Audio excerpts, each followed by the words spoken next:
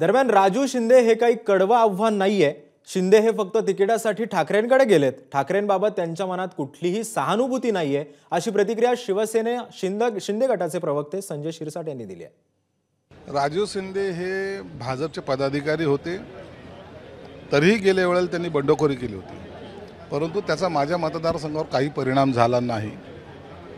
सर्व ताकदपणाला लावून सुद्धा मी जवळपास 42,500 मतांनी निवडून आलो आणि आता ती जी त्याची सुप्त इच्छा आहे की मला एकदा लढवायचं आहे, त्यासाठी ते उभाटात गेलेले आहे। उभाटाबद्दल त्याला काही असलेलं प्रेम नाही आहे किंवा शिवसैनिकाचा काही आग्रह नव्हता।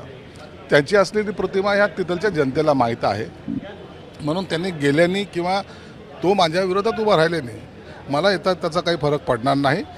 मतदार जो आहे तो सुज्ञ आहे, त्याला माहिती काय केलं पाहिजे, कामाचा माणूस कोण आहे। एबीपी माझा, उघडा डोळे बघा नीट।